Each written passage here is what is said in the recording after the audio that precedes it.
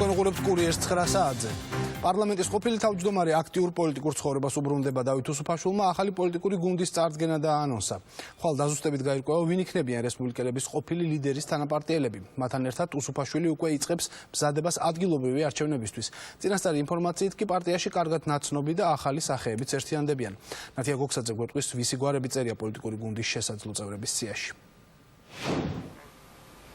იმის მიუხედავად, რომ დავით უსუფაშვილი ახალი პოლიტიკური ძალის პრეზენტაციას ხვალ აპირებს და მისი მომავალი თანაგუნდელების ვინაობა გასაიდუმლოებულია, კურიერმა მაინც გაარკვია, რომ პარლამენტის ყოფილი თავმჯდომარის გვერდით მისი მეგობარი რესპუბლიკური პარტიიდან ვახტანგ ხმალაძე იქნება.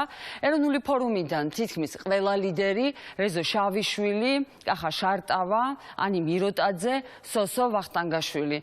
დავით უსუფაშვილის გუნდს ასევე შეუერთდება ყოფილი ვიცემერი ალუდა გოგლიჩიძე და მოჭადრაკე ნინო გურიელი. ახალი პოლიტიკური გაერთიანების შესახებ უფრო დეტალური ინფორმაციის მოპოვებას ჩვენ მთელი დღის მანძილზე ვცდილობდით დავით უსუფაშვილთან და მის რამდენიმე ახალ პარტნიორთან გასაუბრებად შევძელით.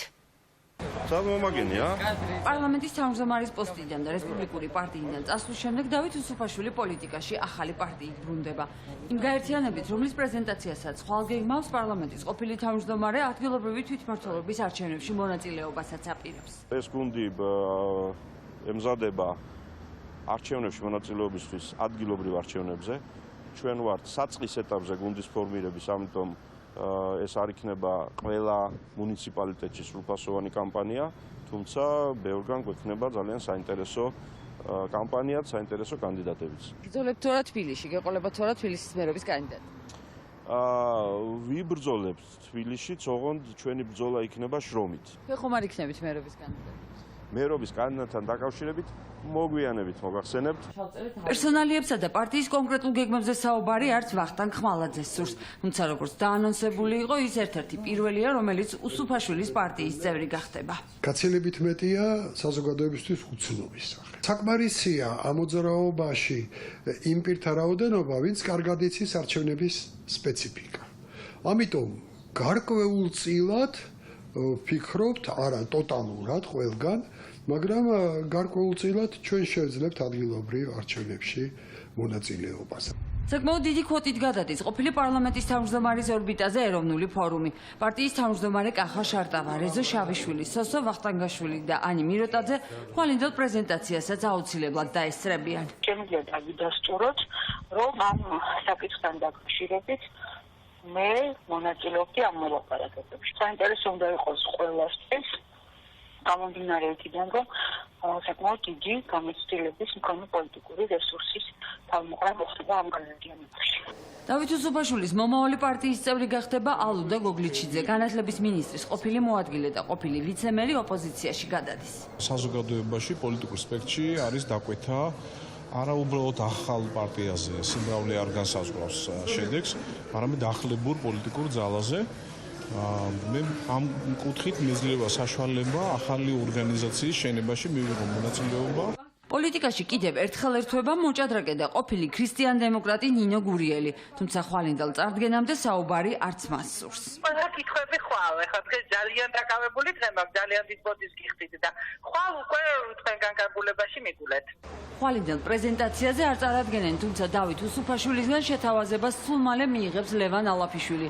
პოლიტიკაში ჩართვა გადაწყვეტილი არ აქვს, მაგრამ თავად იურისტი ასეთ პოლიტიკურ გაერთიანებას მიესალმება. დათო რასაც ამბობს, ეს არის სხვა.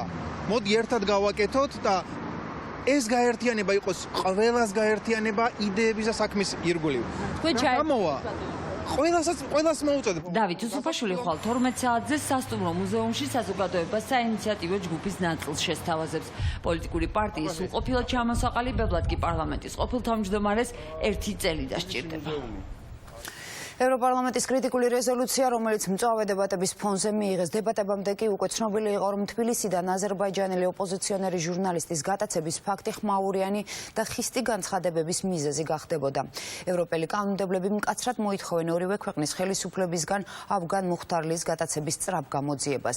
როგორ ვითარებაში მიმდინარეობდა განხილვა და რატომ გაიყო ევროპარლამენტი რეზოლუციის მიღების წინ ამის შესახებ თამარ ნუცუბიძე ისაუბრებს. თამარ, გისმენთ. გამოწვევა ქვეყნის სუვერენიტეტის წინაშე, რეპუტაციაზე დარტყმა, ადამიანის უფლებების დაცვის კუთხით იმიჯის შელახვა. აი ესე შეაფასეს დღეს ევროდეპუტატებმა საქართველოს ტერიტორიიდან აზერბაიჯანელი ჟურნალისტის გატაცების ფაქტი. მიუხედავად იმისა, რომ რეზოლუციის სახელწოდება არის ავგან მუხტარლის საქმე და მედიის მდგომარეობა აზერბაიჯანში, 17 გამომსვლელიდან ყველამ თანაბრად ისაუბრა როგორც აზერბაიჯანის, ასევე საქართველოს პასუხისმგებლობაზე ამ საქმესთან დაკავშირებით. დეპუტატების ნაწილმა კი ისიც არ გამორიცხა, რომ თუკი ოფიციალური ბაქო და თბილისი გამოძიებას ღიად, გამჭვირვალე და სწრაფად არ ჩაატარებენ, არ არის გამორიცხული, რომ ჩვენ ქვეყნებთან პარტნიორობას საფრთხეც დაემუქროს. ხუთგვერდიანი რეზოლუცია სათაურით ავგან მუხტარლის საქმე და მედიის კუთხით არსებული ვითარება აზერბაიჯანში ევროპარლამენტმა დღეს ხმათა უმრავლესობით მიიღო. 17 პუნქტიან დოკუმენტში არაერთხელაა ნახსენების სიტყვა გატაცება და სესიაზე გამოსვლელი დეპუტატებიც ეჭქვეშ არაყენებდნენ, რომ აზერბაიჯანელი ჟურნალისტი სწორედ საქართველოში გაიტაცეს და შესაბამისად ოფიციალურ თბილისის ბაქოსთან ერთად მომხდარზე თანაბარ პასუხისმგებლობას აკისრებენ. გატაცებული ჟურნალისტი ავგან მუხტარლი დაუყოვნებლივ უნდა გათავისუფლდეს. სწრაფი და გამჭვირვალე გამოძიება უნდა ჩატარდეს საქართველოშიც და აზერბაიჯანშიც. დღეს უნდა გავიმეოროთ კიდევ ერთხელ, რომ ბაქო და თბილისი უნდა იყვნენ პარტნიორები გამოძიებაში. ჩვენ უნდა მივიღოთ სრული და საბოლოო ინფორმაცია ამ საქმეზე. წინააღმდეგ შემთხვევაში ჩვენ სამომავლო პარტნიორობაზე უამრავი ეჭვი გაჩნდება. ავგან მუხტარლის გატაცება სავარაუდოდ ქართული სპეცსამსახურების მიერ ამ ქვეყნის რეპუტაციაზე ძლიერი დარტყმა. გამოძიება უნდა ჩატარდეს საქართველოშიც და აზერბაიჯანშიც, მაგრამ ხარი უნდა დაუჭიროთ კომისარ ჰანის დიპლომატიას კენჭისყრის გადადებით. ვფიქრობთ, რომ სამართლიანობის ნაკლებობა არსებობს არა მხოლოდ აზერბაიჯანში, არამედ აღწევს საქართველოსაც. ჩვენთვის მნიშვნელოვანია, რომ ჩატარდეს მიუკერძოებელი გამოძიება საქართველოშიც და აზერბაიჯანშიც. ჩვენი რეზოლუციით შეგვიძლია დავეხმაროთ ავგან მუხტარლის და იმედი გვაქვს, რომ ამ თემას ხვალ კომისარი წამოჭრის ბაქოში ვიზიტისას.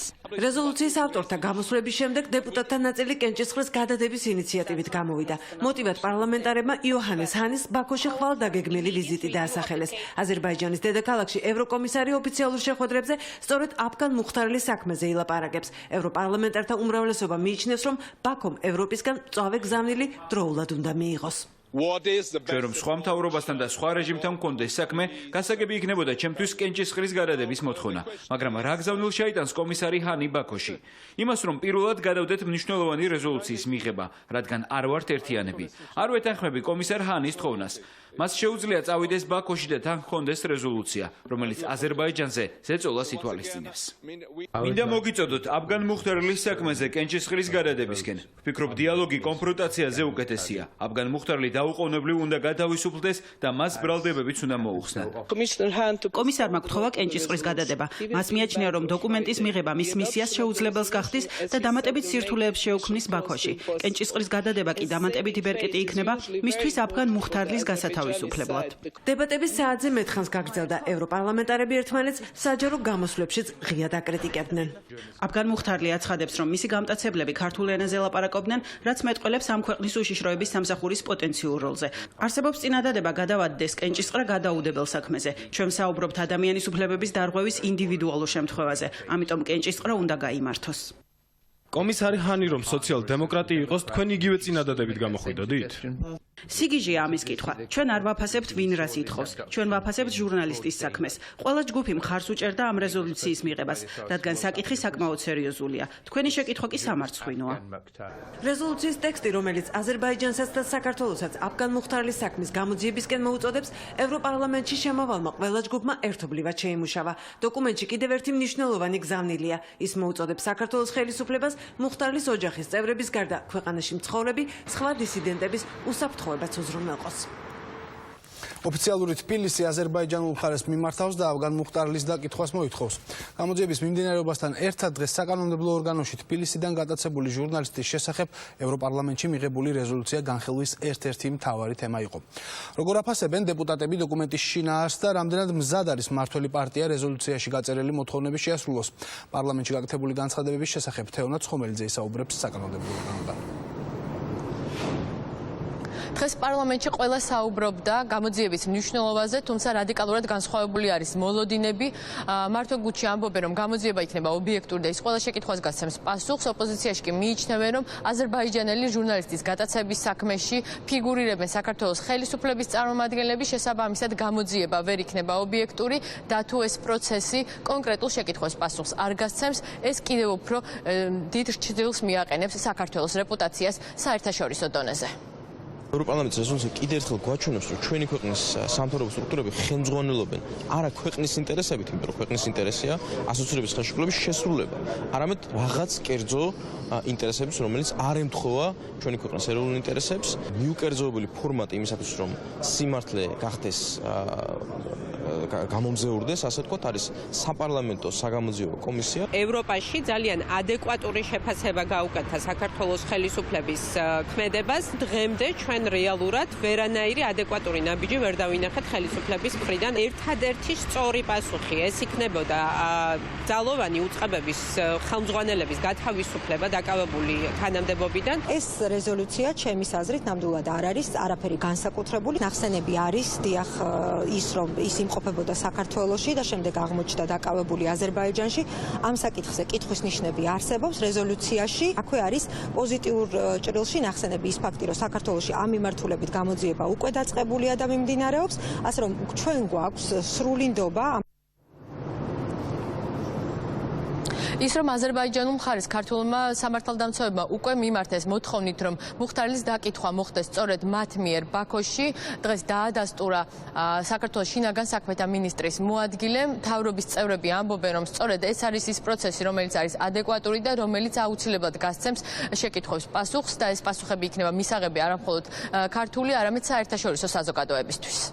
კარგია, რომ ეს რეზოლუცია იმ ნაწილში, რასაც ქვია გამოძიება, ემთხვევა ჩვენი მთავრობის პოზიციას. გამოძიება მიმდინარეობს, ის მიმდინარეობს სწრაფი ტემპით, რამდენიმე ასეული მოწმეა უკვე დაკითხული და როგორც ნახეთ, მიმართეთ აზერბაიჯანის შესაბამის ორგანოებს იმისთვის, რომ მთავარი მოწმის და ამ შემთხვევაში სავარაუდო დაზარალებულის თავად ბატონი მუხთარლის დაკითხვა მოხდეს. მთავარი არის, რომ თანამშრომლობა შედგეს ორ ქვეყანას შორის იმისთვის, რომ გამოძიება ჩაითვალოს ეფექტურად. მოწოდება არის გამოძიებისადმი, ეს არის საქართველოს მთავრობის ასევე მიზანი, რომ გამოძიებული იქნას ეს საქმე და შესაბამისად როგორც ქვეყნის შიგნით, ასევე ქვეყნის გარეთ ყველა დაინტერესებულ პირს ჰქონდეს შესაბამისი პასუხი. ჩავენთვალე ქართული სამართალდამცავებით. ჩავენთვალე. დაკითხავენ ის აზერბაიჯანში. უკვე გაგზავნილი არის ოფიციალურად, შესაბამისი პროცედურები დაწყებულია და დაველოდოთ.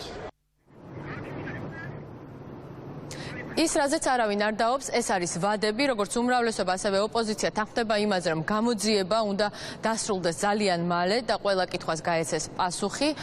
საპარლამენტო უმცირესობამ უკვე მიმართა პარლამენტს, რომ ამ საკითხის გამოსაძიებლად პარლამენტში შეიქმნა სპეციალური საგამოძიებო კომისიაც. დიდი მადლობა, ეს თეონაც ხომელიძე იყო. ვარძიის ღვთისმშობლის ტაძრის დაზიანებული კედლის მხატვრობის გაწმენდითი სამუშაოების მესამე ეტაპი უკვე 2 თვეა მიმდინარეობს. რესტავრატორები უნიკალურ ნამუშევრებს ჭვარტლის ნაწილაკებისგან თანამედროვე ტექნოლოგიების დახმარებით ასუფთავებენ. წინასწარი ვარაუდით კი ხანძრამდელი სახით კედლის მხატვრობას შემოდგომისთვის უნდა დაუბრუნდეს.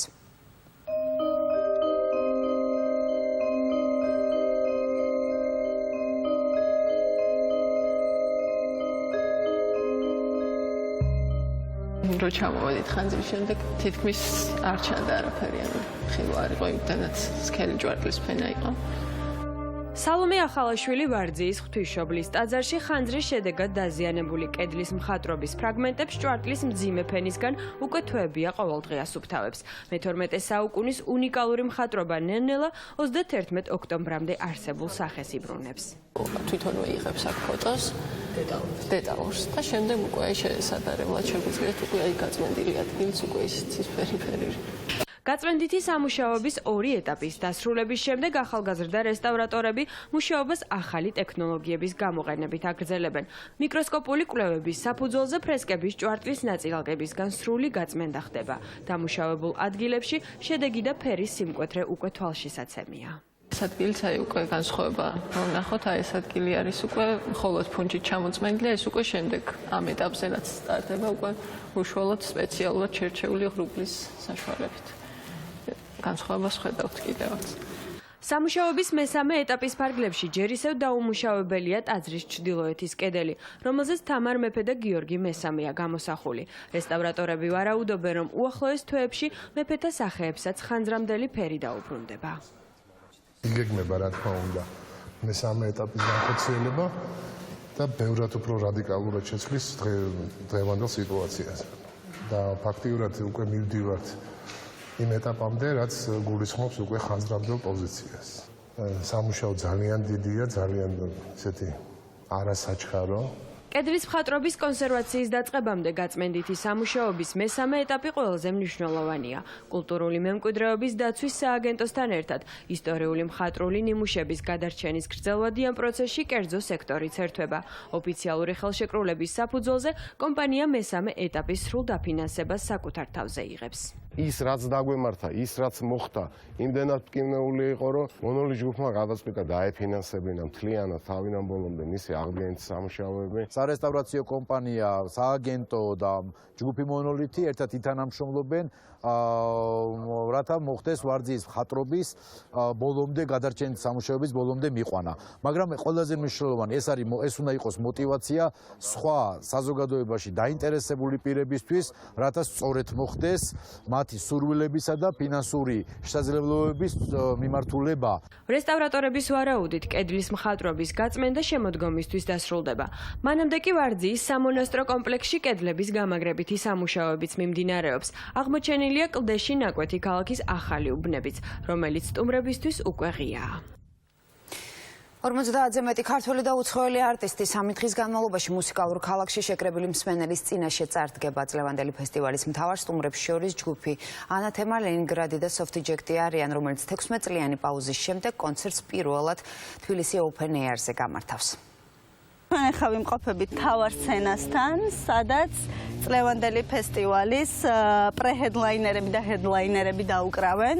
თბილისი Open Air-ის ძირითადი სცენის მონტაჟი თითქმის დასრულებულია. 3 დღის განმავლობაში ფესტივალის მთავარი სტუმრები მსმენელს სწორედ აქედან შეეგებებიან. მსმენელებს საშუალება ექნებათ, რომ მოისმინონ ისეთი არტისტები, როგორებიც არიან ქართველები, ვთქვათ, Soft-Eject-ი, Young Georgian Lolitas, ძალიან საინტერესო პროექტი Sevdaliza, ჩვენი ჰედლაინერები, ანათემა, არქაივი, ლენინგრადი, რომელსაც აი პრინციპში მსმენელები ძალიან აქტიურად ელოდებიან. ხვალ 4 საათიდან ფესტივალის კარი უკვე ოფიციალურად გაიხსნება და ორშაბათამდე ყველა მსურველისთვის ღია იქნება. ლისი ვანდერლენდში 3 განსხვავებული სცენა იქნება, სადაც სხვადასხვა ჟანრის მუსიკა გაჟღერდება.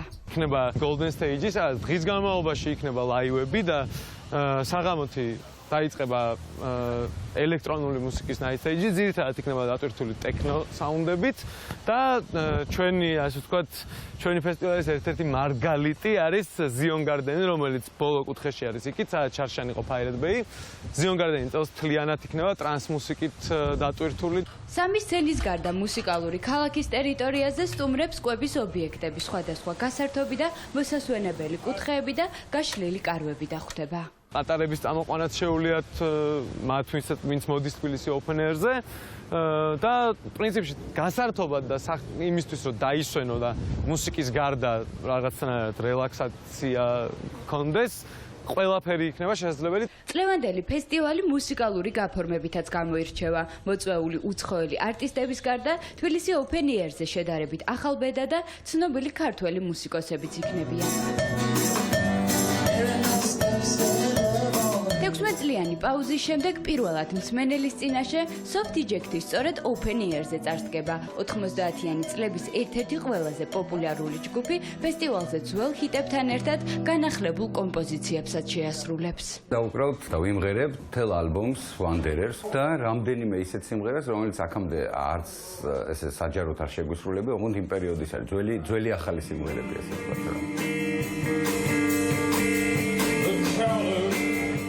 ამ სიმღერას ჯგუფი Loudspeakers-ი პირველად თბილისი Open Air-ი 2017-ზე შეასრულებს. 5 წლიან ტრადიციას ქართველი მუსიკოსები არც წელს არ ღვევენ და საკუთარ კომპოზიციებს ფესტივალზე მისული სტუმრისთვის დაუკრავენ.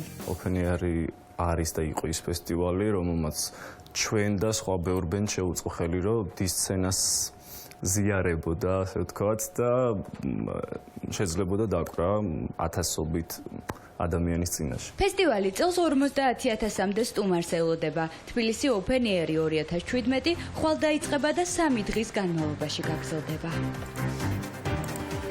ასეთი იყო დღის მთავარი თემები და კურიერი 9 საათზე ჩვენ ხვალამდე გემშვიდობებით. დაფაბდის.